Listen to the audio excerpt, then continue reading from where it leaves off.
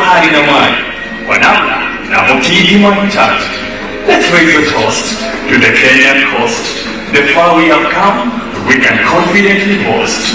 Mombasa, Kwale, Kilifi na Lamu, bahari tulimudu kwa nidhamu. Upendo ni kama wa seedlings, we have planted hundreds of thousands of mangrove seedlings. At the Kenyan coast, it's where it's at. Bienvenido to our Malili Parks.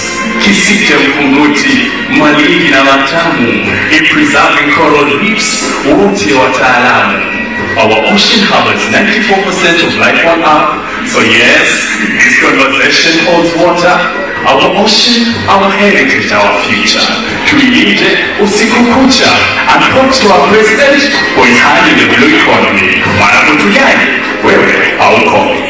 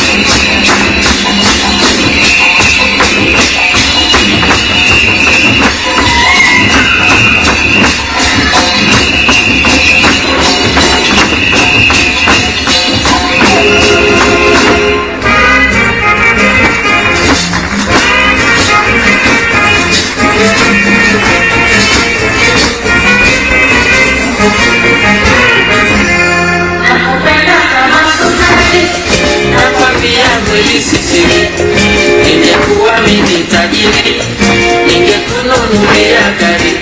Najivunia mikuwa Mkenya, taifa langu ninalipenda. Sina kwengine mimi kwa kwenda, sitaiacha daima Kenya. Urembo wako ufananishi, mataifa yanakuhusu. Kwa ujasiri ukakamavu, zote mimi nitakusifu. Na kila siku situkisali, mwishowe tutakula asali. Kipenzi Kenya, we don't you worry, usisikize za watu story. Nakupenda kama sukari, nakwambia kweli sisiri. Ningekuwa mimi tajiri, ningekununulia gari. Nakupenda kama sukari, nakwambia kweli sisiri. Ningekuwa mimi tajiri, ningekununulia gari. Lete raha. Hey!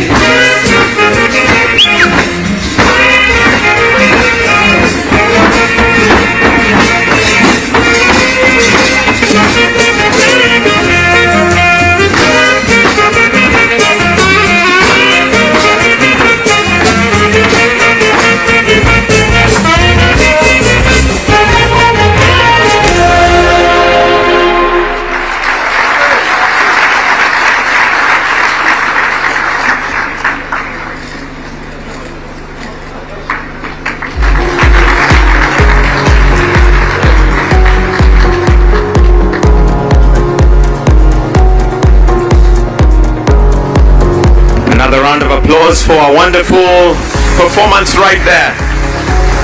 So expect that and more at the concert at 6 p.m. this evening at Jumeirah Beach. Of course, you'll be allowed to dress down a little bit. We don't expect you to come in your suit and ties. because that will be finishing it in style. Your Excellency, with your permission, allow me to now invite the PS for Blue Economy and Fisheries, Madam PS Betsy Njage, to make some remarks. Let's welcome her with a clap, please. Karibu sana, Madam PS.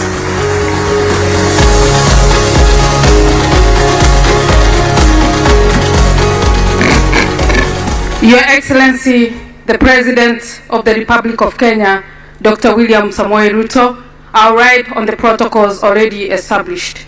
Your Excellencies, as we conclude the 11th Our Ocean Conference, Kenya reflects with pride on what has been achieved of the past few days. Guided by your vision, Your Excellency, of the bottom-up economic transformation agenda, Kenya has demonstrated that ocean action and economic development are not competing priorities. They are mutually reinforcing. We have shown that protecting our ocean must go hand in hand with creating jobs, attracting investment, strengthening livelihoods, and expanding the opportunity of our people. It is for this reason, through your vision, that Kenya took the bold decision to introduce the first ever business and investment forum in the history of the Ocean Conference. We recognize that while global commitments are important, the next frontier is mobilizing private capital, enterprise, and innovation to translate those commitments into tangible outcomes. The Business Forum was able to bring various key investors, financial institutions, entrepreneurs across the world, and business leaders in Kenya and beyond. This is exactly the outcome Kenya envisioned when introducing the Business Forum, creating a platform where partnerships are informed, investments are mobilized, and solutions are scaled. As His Excellency John Kerry reminded us yesterday, the true test of this conference is not the commitments we announce, but the actions we deliver.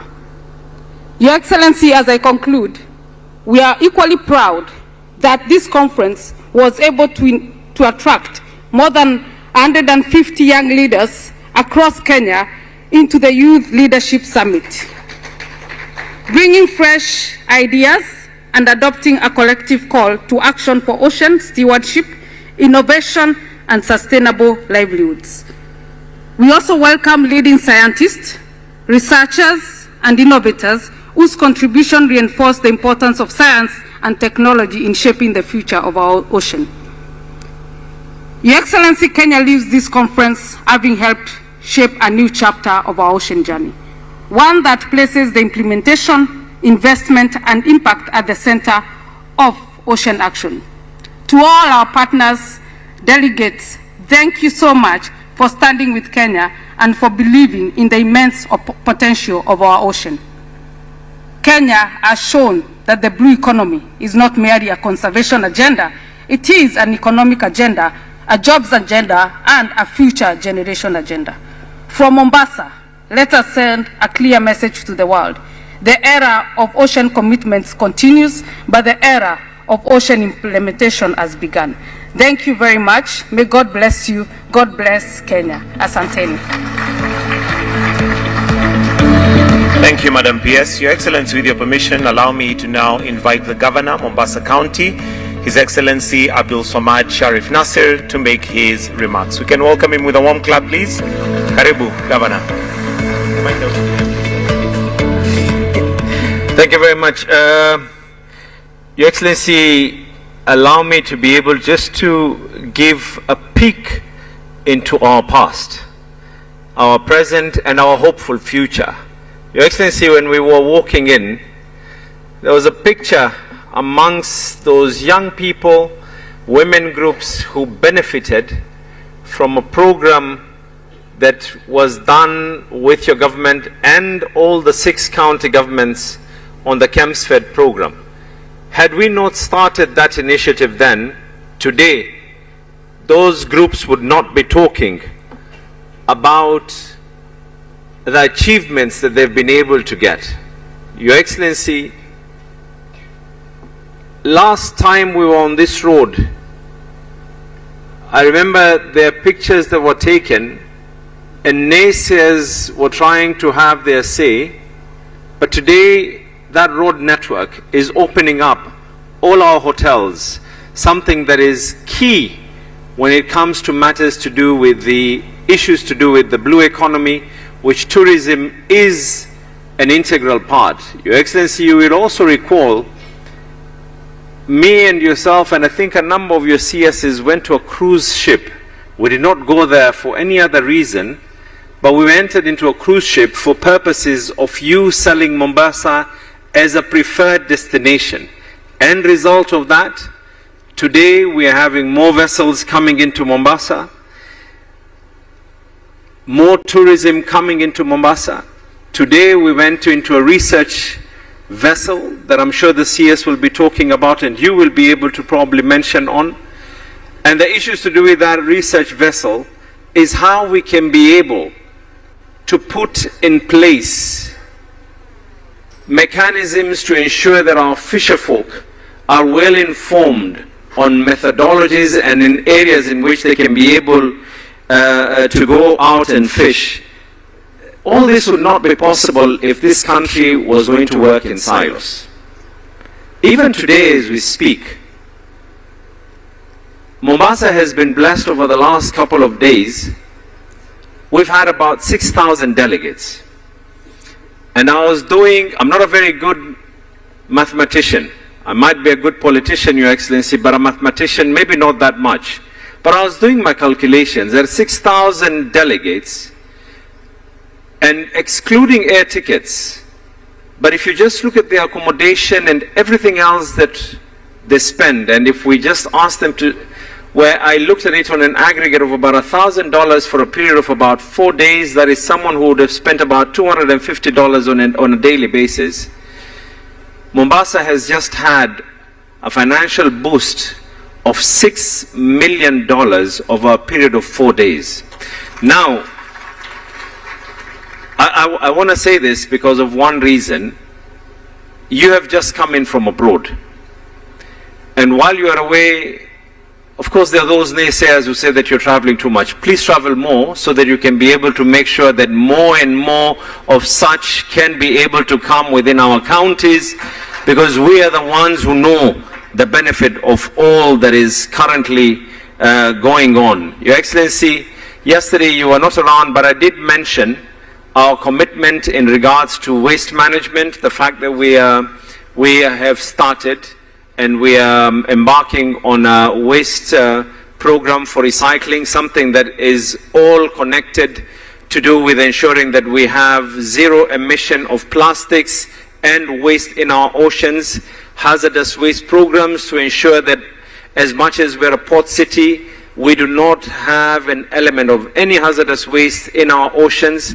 Your Excellency, through your intervention, we've been able to work with the port authorities. I think I've seen the management of the port around, but we've been able to work with the port authorities. Today we're working on means and modalities of decongesting the port.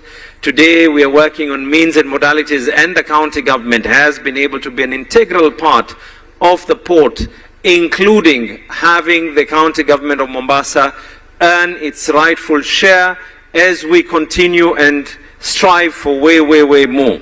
And Your Excellency, yesterday I requested before I talk about the future, yesterday I requested His Excellency the Deputy President, and when I said this, many people took it as a joke. I hope you will take it with a lot of seriousness.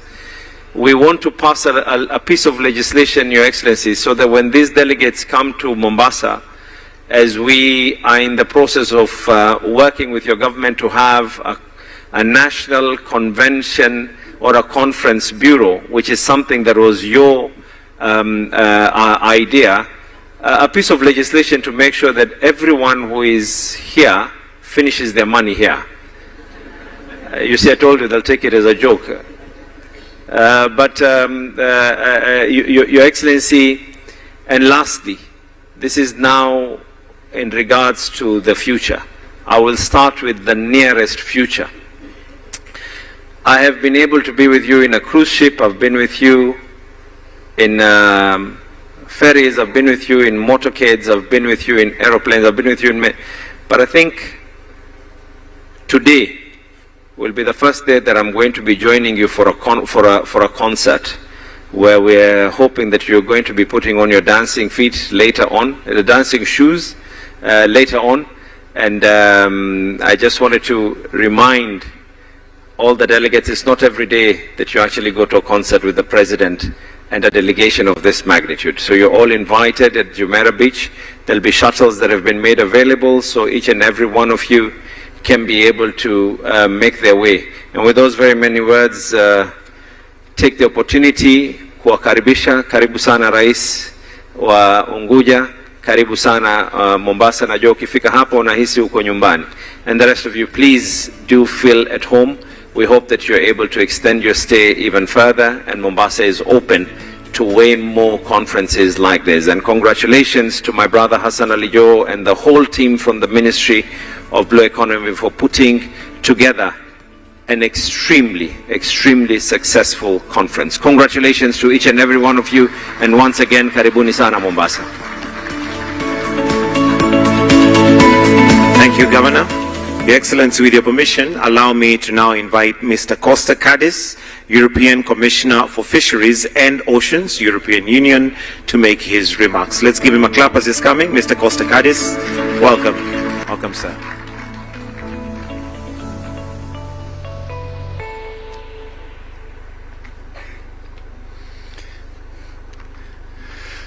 Your Excellency, President of the Republic of Kenya, Excellencies, distinguished guests, ladies and gentlemen, Hamjambo, habari zenu.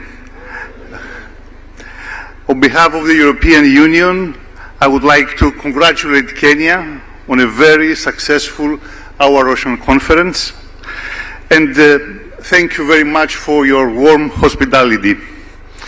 It was a great pleasure to participate for the first time in such and distinguished company.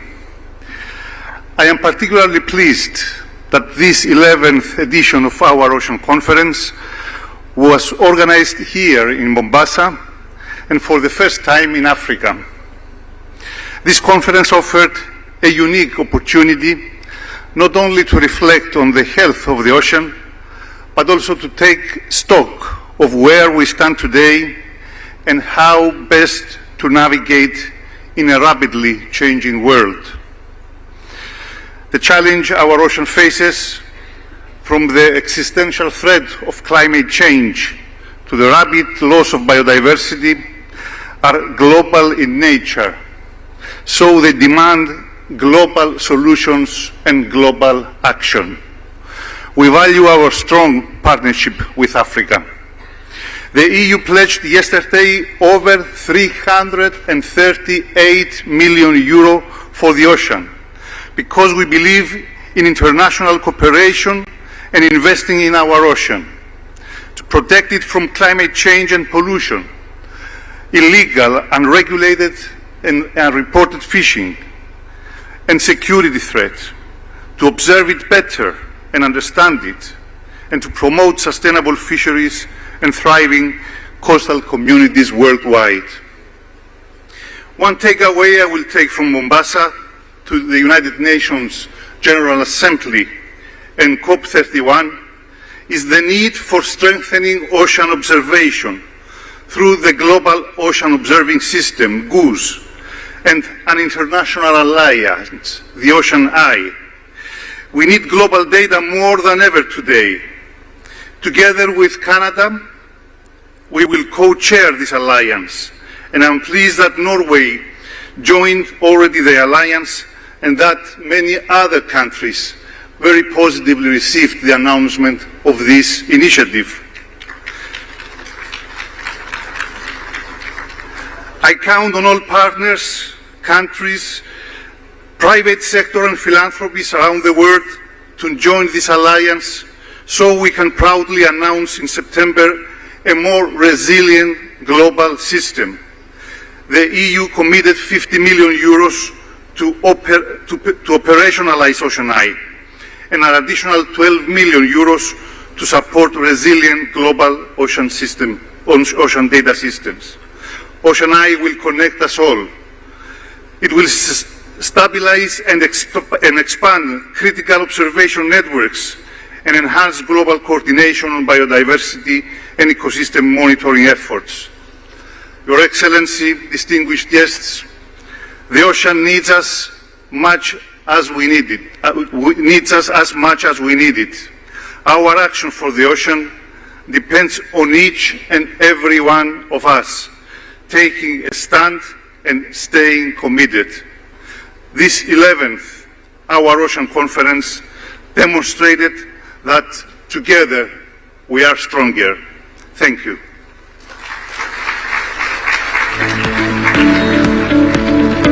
Before I invite the Cabinet Secretary for Blue Economy, Your Excellency, allow me to call on His Excellency Peter Thompson, UN Secretary General, Special Envoy for Oceans, to make his remarks. Let's give him a clap as he's coming. Welcome, sir.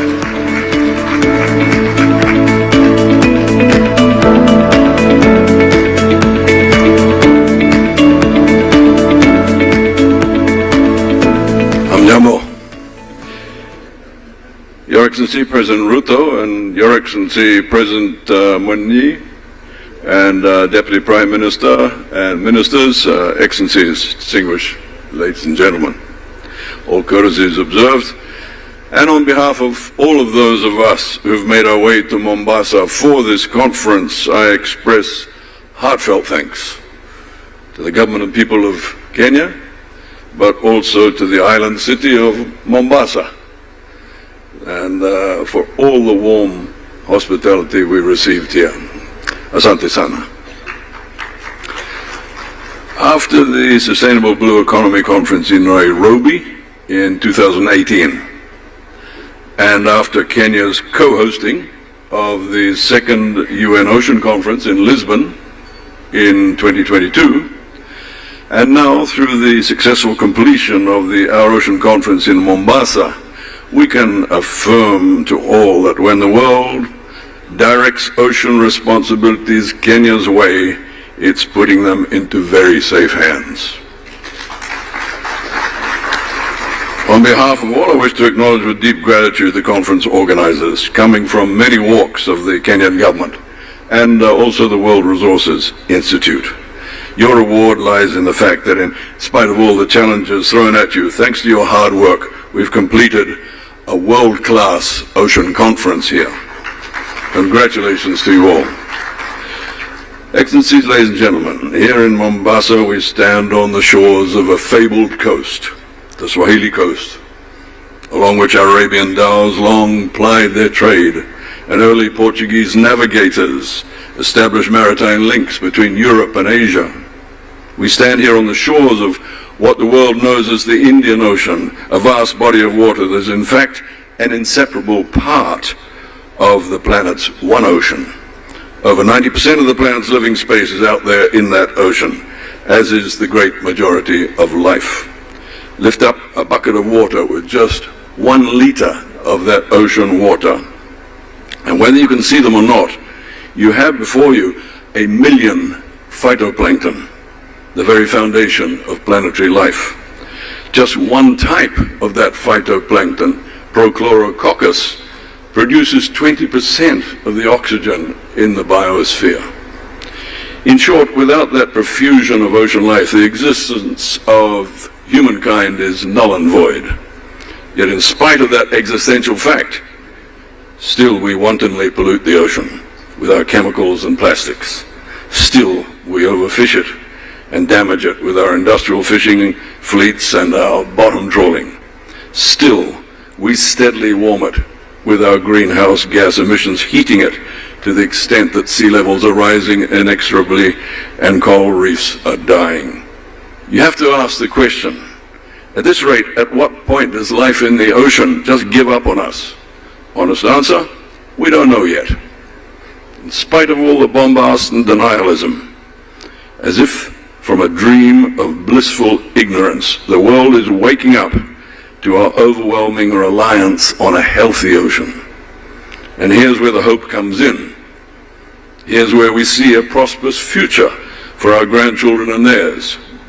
for we're coming to the realization that if we curtail the maladies we are willfully inflicting upon the ocean, and I agree that's rather a large if, the ocean will sustain us in the fullness of life.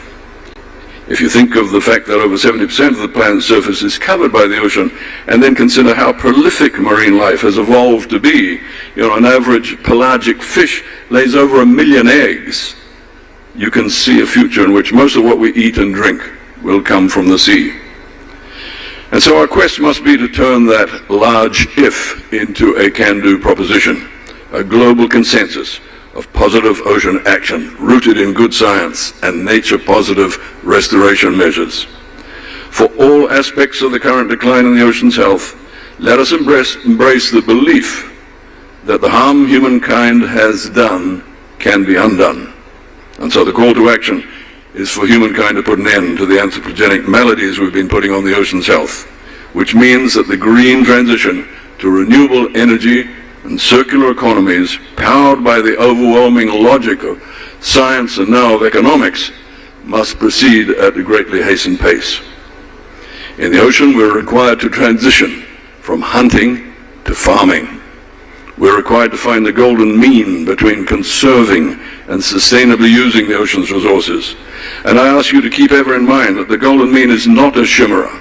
It already exists, for example, in my region through the indigenous knowledge of the Pacific Island communities, who for centuries imposed seasonal bans on fishing in order to allow Mother Nature to have her way. The ocean's golden mean is now being pursued with renewed vigor around the world in pursuit of our agreed global target of 30 by 30, with countries like Chile, Papua New Guinea, Costa Rica, the Azores, and French Polynesia legislating giant marine protected areas within their EEZs. Now, with the ratification of the BBNJ High Seas Treaty, we expect to achieve early establishment of MPAs in international waters, with the proposed marine protected area adjacent to the Antarctica Peninsula being a highly anticipated moment to come. So, Excellencies, ladies and gentlemen, achieving SDG 14, establishing that golden mean between conservation and sustainable use of the ocean's resources is not something that happens with a wave of Neptune's trident. Neither does it happen as a single breakthrough at one or two conferences. It is an incremental process, determined by forces of good science, of logic, of respect for international law, and multilateral consensus leading to legislation. It flourishes through adoption of good practice and by staying true to our word and giving goodwill towards all. That is not a pipe dream, for we have one planet and our species has amazing reserves of innovation, apportionment, and of empathy. And these are at our disposal, freely for us to use. Look ahead, for our progress has an adamant lodestar that is guiding us. And that is intergenerational justice. The light of that lodestar guides us. It leads us on, with Father Time being the one to tell the story of our dedication to incremental success in bringing humanity back into balance with nature and the ocean. And so let us set off purposely from Mombasa on the course we've set for ourselves to Canada next year for OOC 12, to Korea for the 4th UN Ocean Conference in June 2028, and then to sunny Jamaica in 2029 for OOC 13. Along the way, we replenish our resolve and our resources at gatherings like the Biodiversity Convention's COP17 in Armenia this October, at the Global Coral Reef Summit in Saudi Arabia in November, and later that month at UNFCCC's COP31 in Turkey. We will fortify progress through advancement of ocean science at the UN Decade of Ocean Science in Rio de Janeiro next April, and we'll enter a new era of legal ocean governance when we assemble in New York in January for COP1 of the BBNJ High Seas Treaty. It's indeed a course set with bountiful opportunities for tangible collaboration and headway. But the tide waits for no one, so all aboard for the voyage ahead. May we stay true to our course, and along the way may we have fair winds and following seas. And then salama.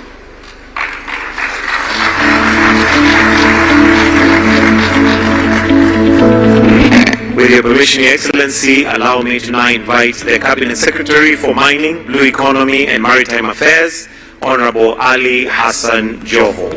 Let's welcome him with a clap. Karibu sana Waziri.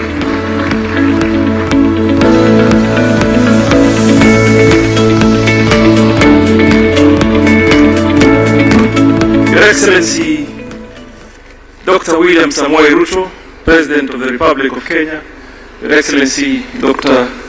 Hussein Mwinyi, allow me very briefly to invite my colleague, the Minister from Jamaica, Minister of Water, Environment and Climate Change, Honorable Matthew Samuda, to come and make some remarks. Your Excellency, Matthew Samuda will be hosting us in 2028.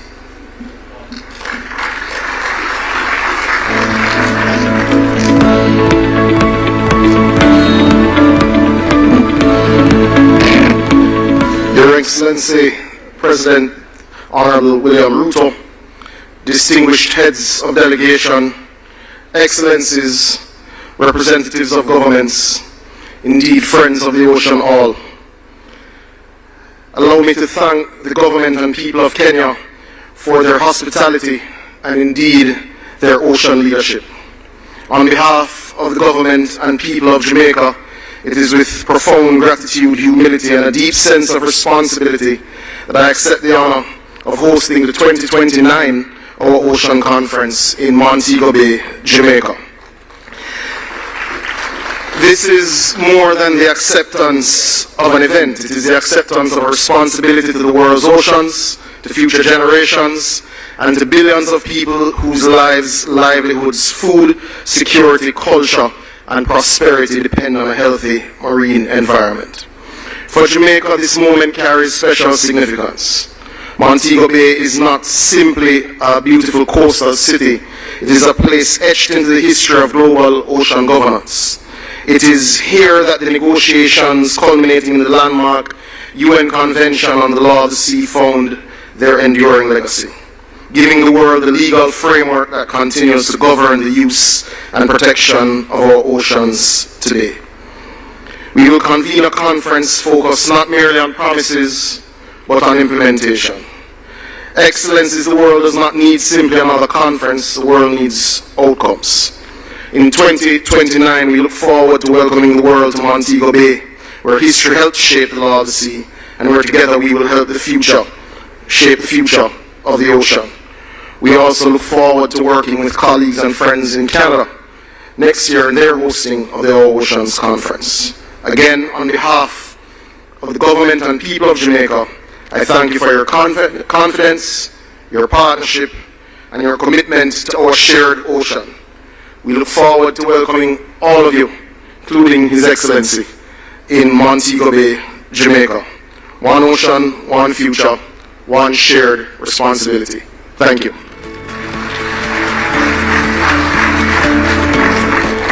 Your Excellency, I was trying to see if I could use some Jamaican words to say thank you, but the only one I know is Wagwan. Your Excellency, allow me to acknowledge the presence of my colleagues, the Minister for Defense, Honorable Soipan Tuya, the Minister for East Africa Community, Honorable Beatrice Askul, and my brother, the Minister for Sports and Creative Economy, Honorable Salim Vuria. Your Excellency, also there are very many members of Parliament led by the Chairman of the Coast Parliamentary Group, Honorable Gertrude Mbeyu. Chairman, can you just be upstanding so we can wave? Your Excellency, we had agreed with Governor Abdul Samad, because he speaks quite a lot, and to leave me the duty of recognizing the governors. So we have the neighboring governor for Kilifi, Governor Gideon Maitha Mungaro. Then Governor Tana River, Major Retired Dado Godana. Then Governor Isa Timami, Governor for Lamu, and finally Governor Mwadime, Governor for Taita Taveta County. Your Excellency, allow me to ask respectfully, with humility, my colleagues to just stand, the ministers from wherever they are, just stand so we can give you a clap and appreciate your presence. The visiting ministers that are still in the room.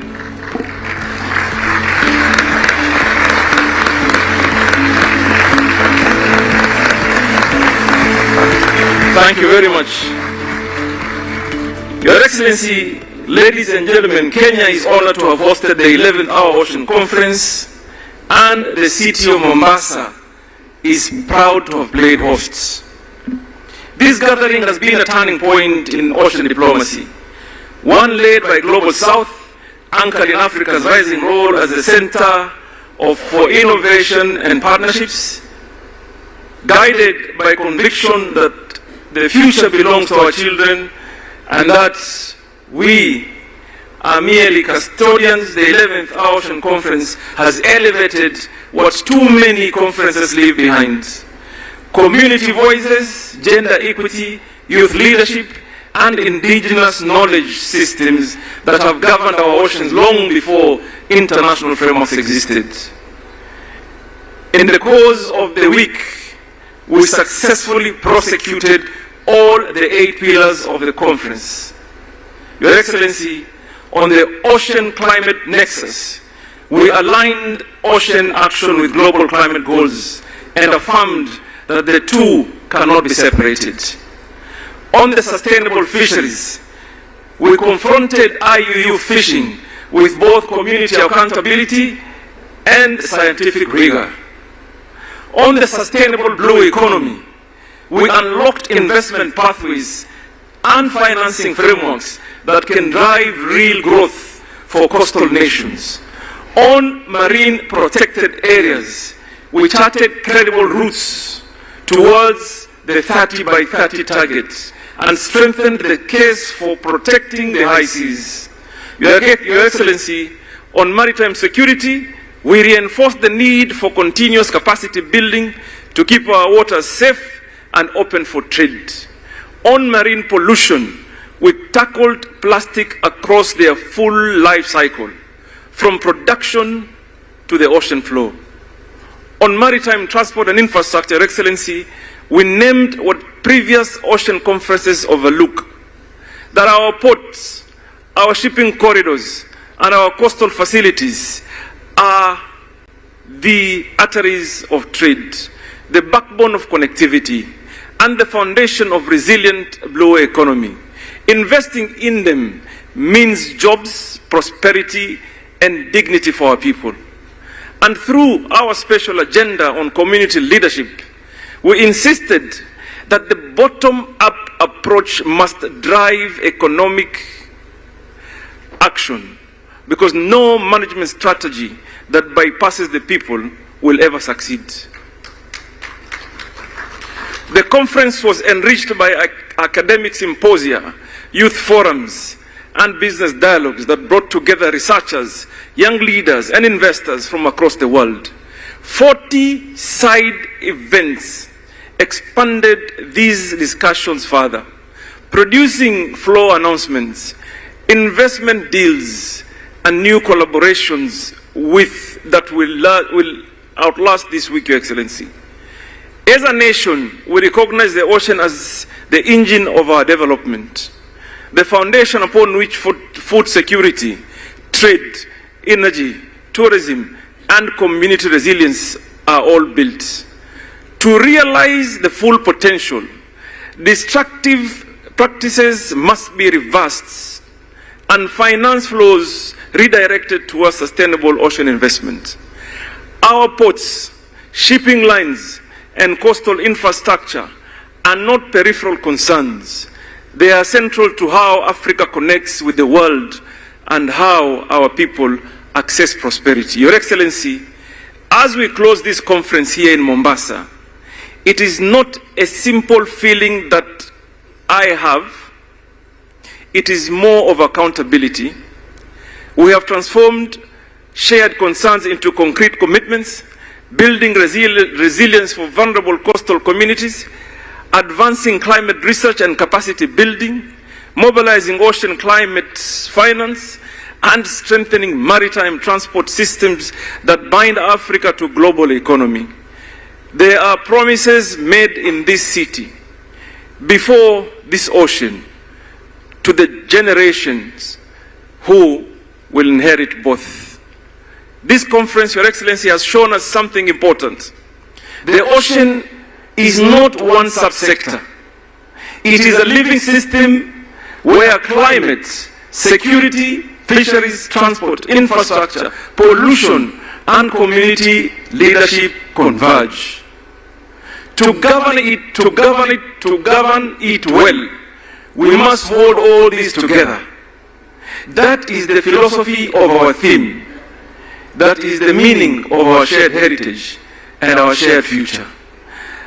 Your Excellency, as we hand the mantle to Canada for the 12th Hour Ocean Conference, we do so with confidence and with challenge. Confidence because this week has shown what is possible when the world gathers with purpose. Challenge because the ocean cannot wait for another decade of incremental progress. Our Kenyan forefathers reminded us, umoja ni nguvu, meaning unity is strength. Your Excellency, another Swahili coast has always, the Swahili coast has always known that bahari haikosi mawimbi. The ocean never lacks waves. United we ride those waves, and we will ensure our oceans remain that they've always been a source of life, a source of heritage, a source of prosperity for this world and the generations to come. Asanteni sana, Mwenyezi Mungu awalinde and awabariki. Thank you very much.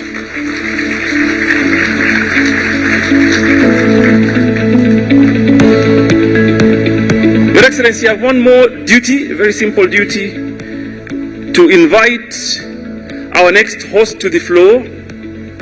That is Director General for Fisheries and International Policy from Canada, Darcy Dimasico.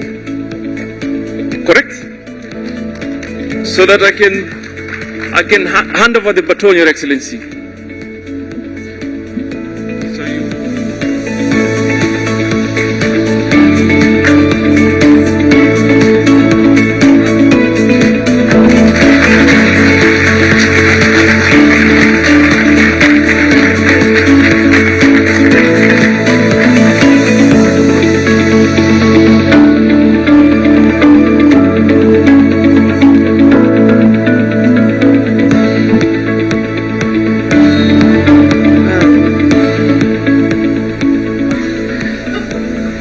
Good afternoon, Your Excellency President RUTO, Your Excellencies, Honorable Ministers, fellow delegates. Let me begin by thanking our hosts. What a wonderful event. You have not made it easy to follow in your footsteps. Thank you so much. But that is our responsibility, and we embrace it. It's my pleasure to introduce the Honourable John Thompson, the Minister of Fisheries for Canada. She could not be here today, but she wanted to share with you a short message.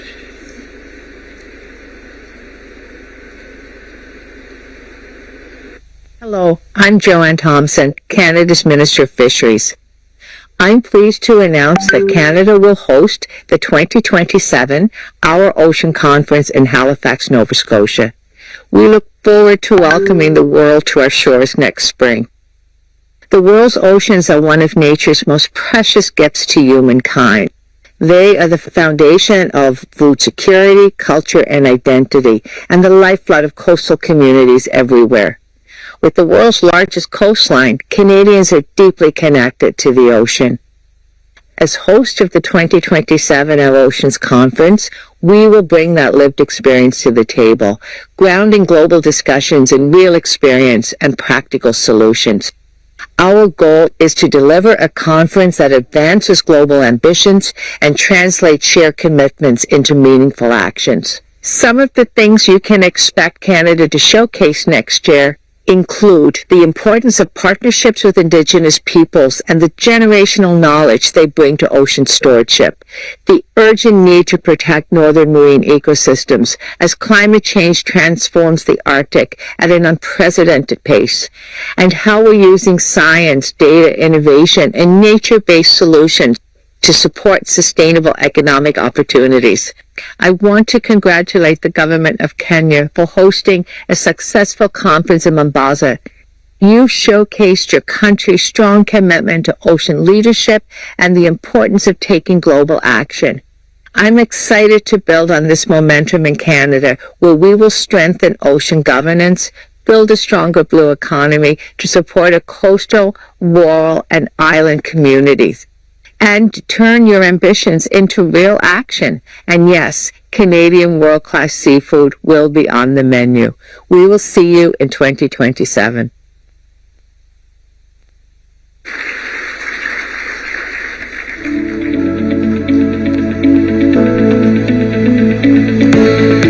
Thank you very much, Your Excellency. It is now my humble duty to invite His Excellency, the President of the Republic, the President of Zanzibar, President Daktari Hussein Mwinyi. Waswahili wa vilemba wajuana kwa Waswahili wa Pemba wajuana kwa vilemba. Karibu Mheshimiwa Rais.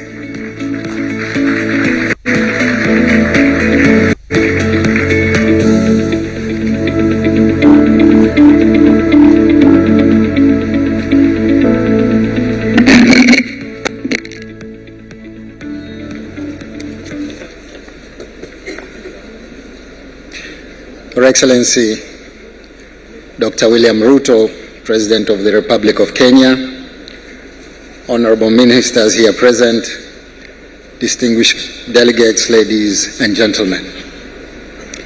It is a great honor for me to join you at this important gathering. I bring warm greetings from Her Excellency Dr. Samia Suluhu Hassan, President of the United Republic of Tanzania, and from the people of Tanzania.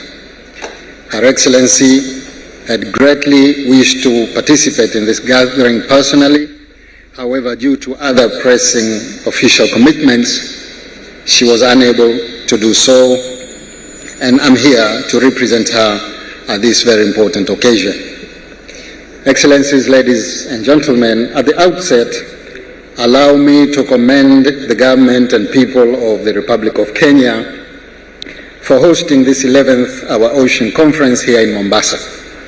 This historic occasion, being the first of its kind held on African soil, reflects Africa's growing leadership in ocean governance and sustainable blue development. I also extend sincere appreciation to our Ocean Conference organizers and all partners for their dedication in making this conference a success. Excellencies, ladies and gentlemen, over the past days, we have engaged in productive discussions, exchanged valuable experiences, and strengthened partnerships aimed at securing the future of our ocean. The theme of this conference, Our Ocean, Our Heritage, Our Future, has reminded us that the ocean is not only a shared natural resource, but also a foundation for livelihoods, food security, trade, climate resilience, culture, and sustainable prosperity.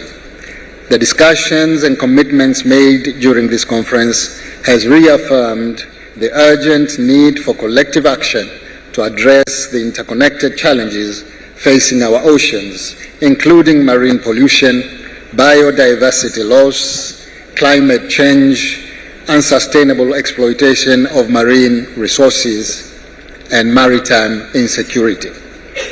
Distinguished delegates, for the United Republic of Tanzania, the ocean is central to our development and prosperity. Tanzania possesses approximately 1,424 kilometers of coastline along the Indian Ocean and an exclusive economic zone covering 223,000 square kilometers.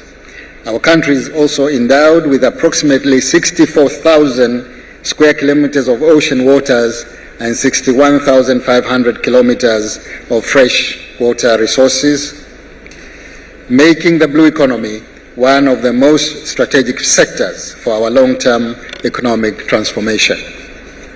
These maritime and aquatic resources support fisheries, aquaculture, tourism, maritime trade, transport, offshore energy, and millions of livelihoods. Tanzania's fisheries sector currently produces over 513,000 tons of fishery products annually, valued at approximately 3.5 trillion Tanzanian shillings. In addition, offshore natural gas discoveries, estimated at 57.5 trillion cubic feet, of which 47.1 trillion cubic feet are offshore, continue to present significant opportunities for economic development and industrial transformation. Zanzibar, a semi-autonomous island archipelago of the United Republic of Tanzania, covering approximately 2,600 square kilometers, plays a central role in advancing this national vision.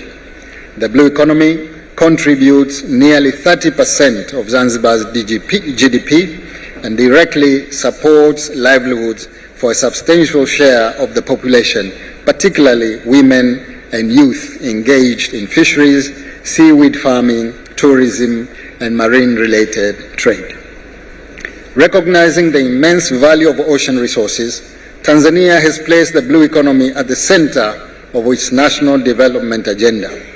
Zanzibar adopted its blue economy policy in 2020 to guide sustainable investment in fisheries, aquaculture, tourism, maritime transport, renewable energy, and marine governance, while mainland Tanzania had adopted the policy in 2024 and continues to strengthen its policy, legal, and institutional frameworks that support sustainable ocean management and ocean-based industries. Distinguished delegates, ladies and gentlemen, the United Republic of Tanzania fully supports the 6 interconnected thematic priorities of this conference. On sustainable blue economy, Tanzania continues to promote ocean-based industries that create employment opportunities, strengthen food security, and stimulate inclusive economic growth while safeguarding marine ecosystems. However, unlocking the full potential of Africa's blue economy requires addressing persistent financing gaps, limited technology access, and institutional capacity challenges.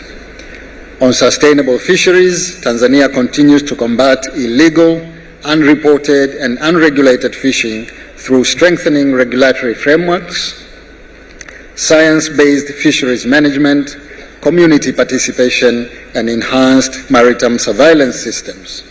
We continue to strengthen maritime domain awareness across our exclusive economic zone through modern radar systems, vessel monitoring infrastructure, and regional cooperation. At the same time, seaweed farming in Zanzibar continues to economically empower women and youth while contributing to sustainable livelihoods and export earnings. Regarding the marine protected areas, Tanzania recognized that economic utilization of ocean resources cannot happen at the expense of ecological integrity. We have established over 4,320 square kilometers of marine parks and reserves, including internationally recognized conservation areas such as Mafia Island Marine Park, Mnazi Bay Marine Park, Menai Bay Conservation Area, Mnemba Island Chwaka Bay, and Pemba Channel Conservation Area. In addition, Tanzania is finalizing the establishment of 3 new marine protected areas in eastern Pemba and Kilwa districts, contributing directly towards the global 30 by 30 biodiversity conservation targets. These efforts are reinforced through mangrove restoration programs covering approximately 158,000 hectares across our coastal areas, strengthening ecosystem resilience, and supporting blue carbon initiatives. Distinguished guests, ladies and gentlemen, on marine pollution, Tanzania recognized the growing threat posed by plastic waste and land-based pollution to marine ecosystems, tourism, fisheries, and public health. Our country currently faces an annual waste management challenge exceeding 14 million tons. In response, we are strengthening solid waste management systems, improving wastewater treatment infrastructure, and promoting circular economy approaches aimed at reducing marine litter and protecting ocean health. Concerning the ocean climate nexus, climate change continues to threaten coastal and island communities through sea level rise, coastal erosion, floods, droughts, and extreme weather events. Tanzania, therefore, remains committed to climate adaptation and mitigation measures through ecosystem restoration, climate resilient infrastructure, mangrove conservation, and promotion of low carbon development pathways. Sustainable environmental management and climate resilience remain key priorities under Tanzania's Vision 2050. On maritime security, Tanzania continues to strengthen maritime governance and regional cooperation to ensure secure sea routes, combat piracy, trafficking, and transnational crimes, and facilitate maritime trade and investment throughout the Western Indian Ocean region. Safe and secure oceans are essential for the success of the blue economy and sustainable regional development. Distinguished delegates, ladies and gentlemen, despite these important achievements, the full potential of Tanzania's blue economy remains untapped. Unlocking this potential requires stronger international partnerships, increased investment, technology transfer, innovation, and institutional capacity building. We particularly emphasize the importance of empowering local communities, women and youth who remain at the center of ocean-based livelihoods and sustainable coastal development. Excellencies, ladies and gentlemen, as we conclude this conference, let us carry forward the spirit of cooperation and shared responsibility that has defined our deliberations here in Mombasa. Let us transform our commitments into concrete actions that protect our ocean, strengthen livelihoods, and build resilience for future generations. The United Republic of Tanzania remains fully committed to working with all partners to advance a resilient, inclusive, and sustainable blue economy that balances economic growth with environmental stewardship. Asanteni sana kwa kunisikiliza.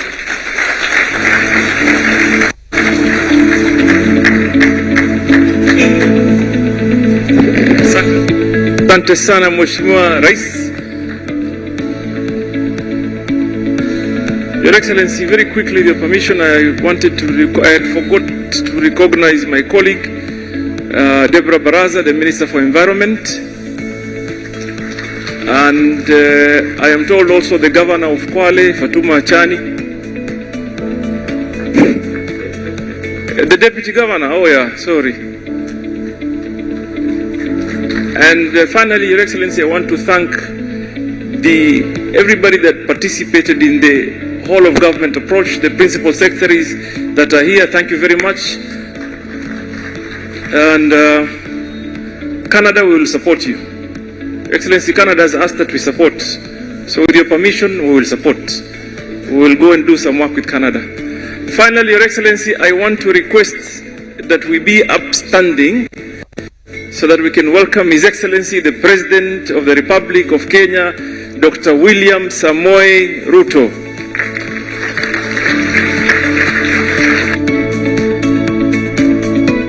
Hassan, please let's take our seats. Thank you very much.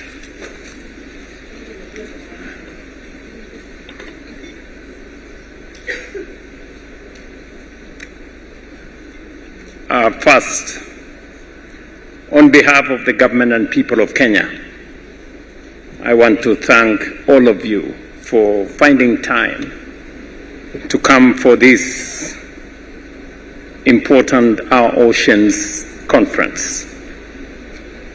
Excellencies, distinguished guests, participants, ladies and gentlemen, we have come to the close of a consequential and momentous gathering in our shared effort to secure the future of our nations and of our oceans.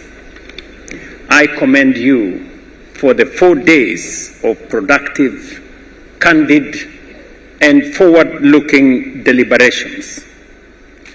The ocean faces significant and, in many respects, unprecedented challenges. By absorbing 90% of excess heat trapped by greenhouse gases and almost a third of our carbon dioxide emissions, it has quietly altered its own chemistry and physics to shield the rest of us from harm. But the oceans can absorb only so much.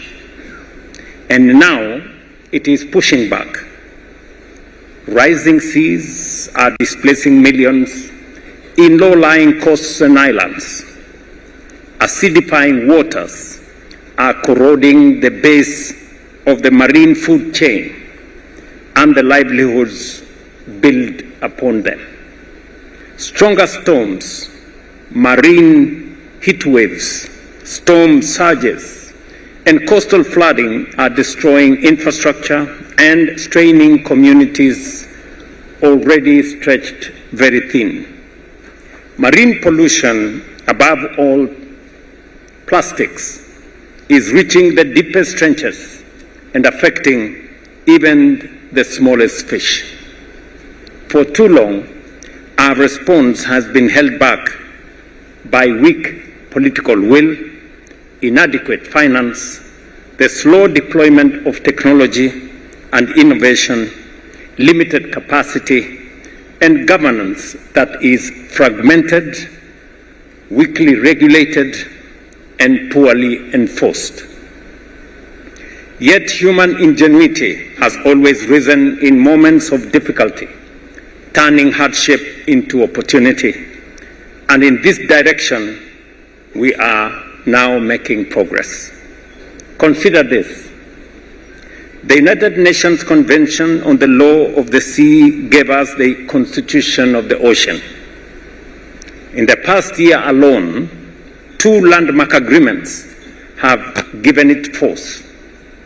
The High Seas Treaty entered into force last January, becoming the first legal framework to protect biodiversity across the nearly 2/3 of the ocean that belongs to no single nation.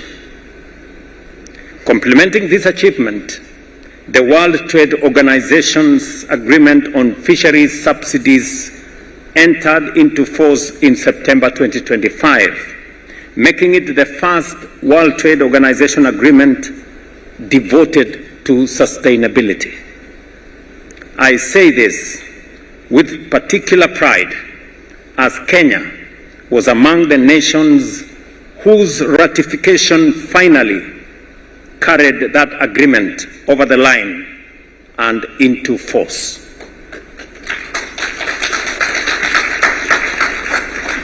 We do not merely host this conference, we help carry it.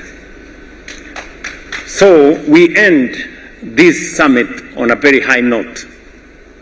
Over 6,000 delegates from, I am told, 104 countries and institutions have gathered here to turn ambition into action. Together, you have registered over 300 new commitments with a combined value of about US$ 5.7 billion. Kenya alone has made 40 commitments valued at US$ 1.1 billion, in support of our blue economy. And I will give you context. 3 years ago, we made a deliberate and conscious decision that the blue economy, our oceans and waters, were not contributing significantly to our gross domestic product and also to our progress as a nation. And I took the decision that I am going to have a dedicated blue economy and fisheries State Department. As a result, in the last 3 years, we have invested 20.3 billion Kenya shillings in our blue economy and fisheries ecosystem. We completed 3 fish landing sites. We have another 5 under construction at the Indian Ocean coast and 10 in Lake Victoria, so a total of 15 fish landing sites that are going on, and markets at a cost of 2.8 billion Kenya shillings. I did break ground for the construction of Shimoni Fish Port 2 years ago, which is now complete. We are now looking for an operator at a cost of 2.6 billion Kenya shillings. We have built 2 centers of excellence for aquaculture, one in Kabonyo in Kisumu and another one in Kwale, both at a cost of 2.5 billion Kenya shillings, already at the final stages of completion. We have bought patrol, research, and rescue boats at a cost of 1.4 billion Kenya shillings and have already been made available to communities. We have also bought onshore boats for communities, 272 community boats. I remember I was in Kilifi, in Malindi specifically the other day, to hand over some of them at a cost of 842 million shillings, and we have since distributed these boats to communities. And I remember in 2023, we changed the model when myself and this good man, Salim Vuria, we found some people trying to construct buildings, buy cars, set up headquarters. We decided that that money was not going to be used for brick and mortar. We decided that that money was going to be made available to communities. And as a result, 86,000 community members were given 3.3 billion Kenya shillings. And I saw some of them today in this conference explain to us what has happened to their livelihoods for the last 3 years, how their livelihoods have changed, how they have managed to do more with the money that we give them, and that they are looking forward to us enhancing what was made available to them. And finally, we have invested another 3 billion shillings to a maritime center that will be used for information gathering and research that is going to assist our fisheries and blue economy ecosystems. So it is because of this deliberate and intentional investment in our fisheries and blue economy ecosystem that today Kenya has been recognized as a blue and oceans country. And that is why we are hosting this conference for the first time in the African soil. delivering in full the commitments that have been made will expand our maritime and marine protected areas, restore our fisheries, combat climate change, cut pollution, build sustainable blue economies, and strengthen maritime security, ultimately growing our shared ocean wealth. We have also committed to a different model of growth, one that combines economic opportunity with conservation through offshore renewable energy, the transition to circular and biodegradable materials, sustainable fisheries, and inclusive national sustainable ocean plans. Let me, however, reiterate that commitments without the means to deliver them will never match the urgency or the scale of what the oceans now demand of us.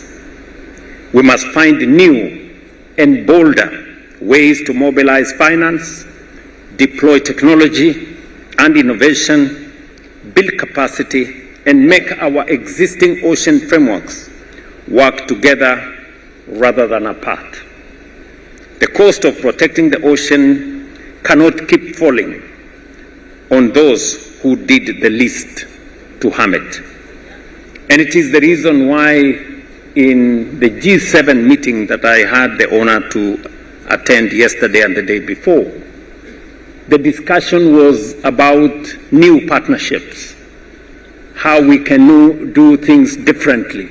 And our position, as we consolidated that position during the Africa Forward Summit last month, was that going forward, the conversation and the engagement by those of us from the Global South and from Africa will no longer be on dependency. Rather, it's going to be on sovereign equality. That going forward, the course of aid and charity and assistance has run its course.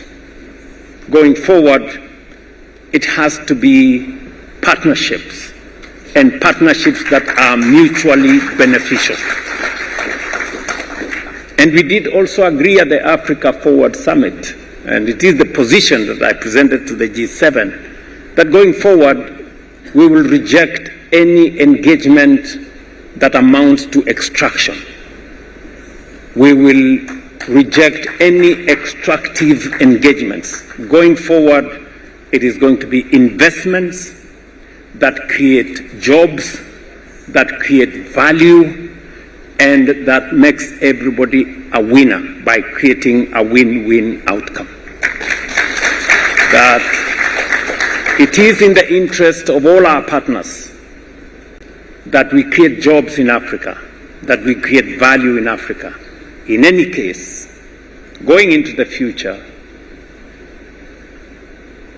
market, the future workforce, because we not only have the natural resources, the agricultural resources, energy resources, and the human capital resources that makes Africa the center that will produce 40% of the world's workforce by 2050 and be the single largest market of 2.5 billion people by 2050. That will be the gravitational force that will drive global progress and global prosperity.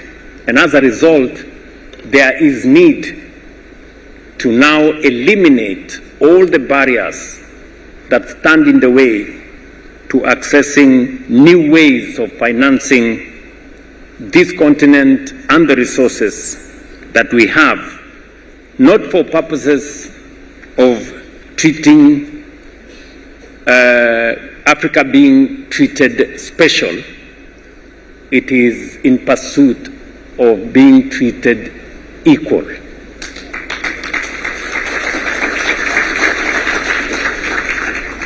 And being treated equal is not too much to ask. It just means that. We do not want to be treated as special human beings, but we want to be treated equally with others.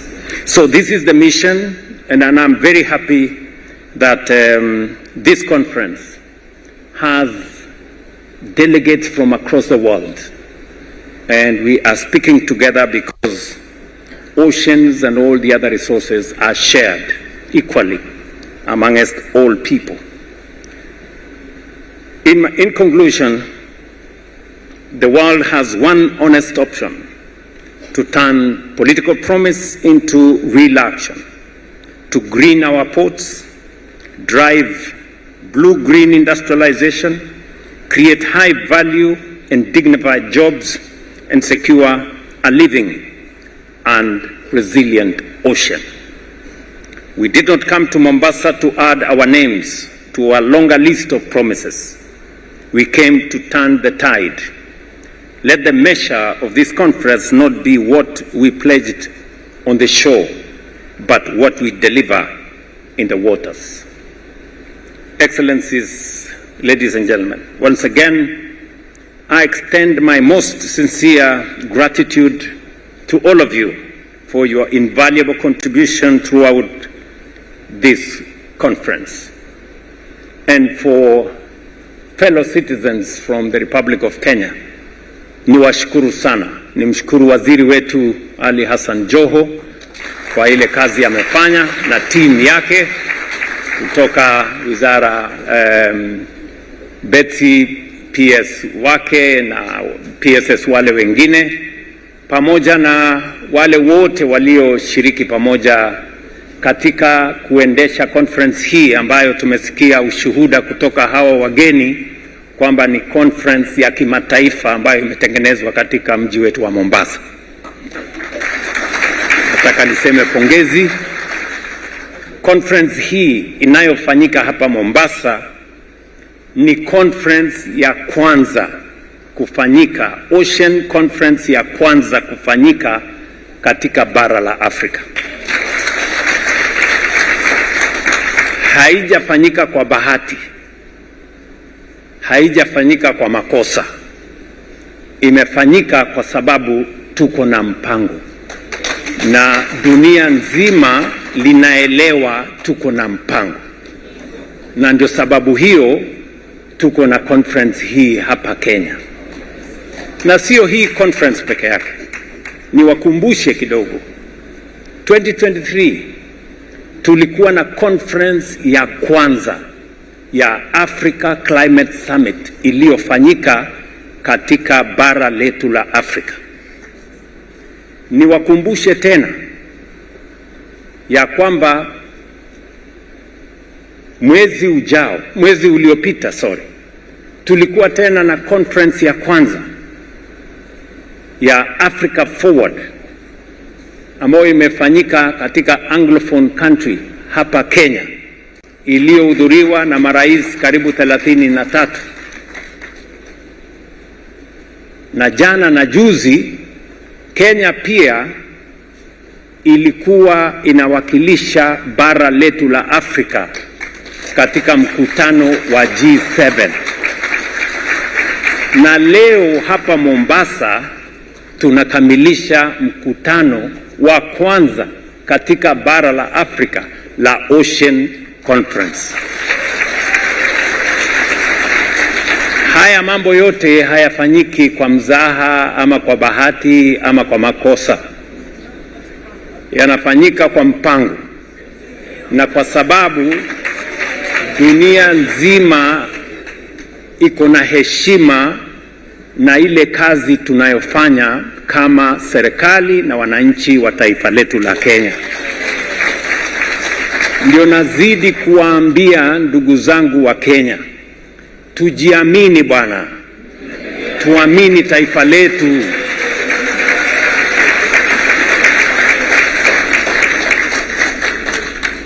Tuache porojo na propaganda na fitina nyingi na matusi ambayo hayana maana.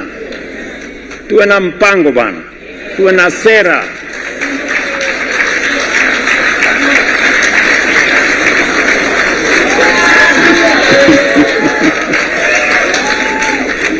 Hivyo ndivyo tutakapopata heshima.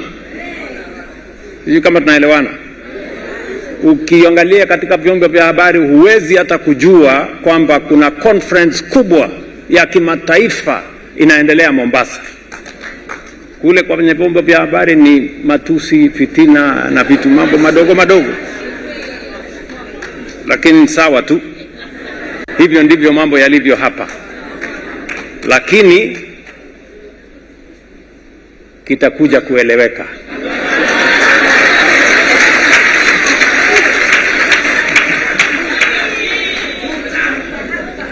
Your commitment, expertise, and collaboration will go a long way in advancing our shared mission to protect and secure the future of our oceans for generations to come. As we bring this conference to a close, I encourage you to take time to experience the beauty and warmth of Kenya, and more particularly of Mombasa. You have heard from the governor of Mombasa that there will be a concert. And he has invited all of us to the concert, and he has given guidelines that everybody must come with their dancing shoes. So I don't know what kind of any other attire that may be required. Before your journey home, I invite you to explore magical Kenya, great Mombasa, especially our magnificent coast, whose oceans have been at the heart of our discussions and whose future we have gathered here to safeguard. I am confident that the memories you create here will remain with you for a lifetime. And please carry our gratitude, our best wishes to your countries, to your citizens, and our very, very best wishes. And to Canada, we wish you well as you prepare the next Ocean Conference. And I'm sure Minister Joho is going to provide whatever learning lessons that he did so that we can have even better outcomes in Canada. Thank you very much, and may God bless you.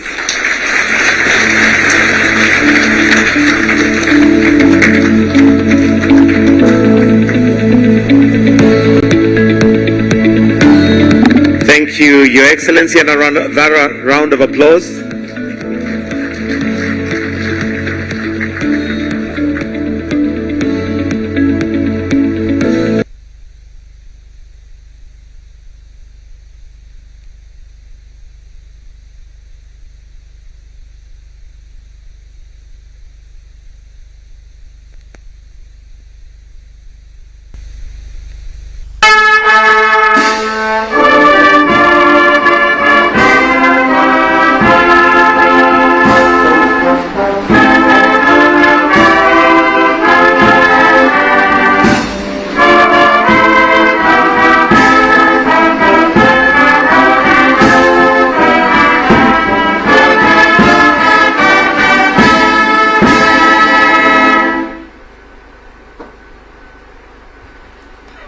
That brings us to the end of this session. I'll request that the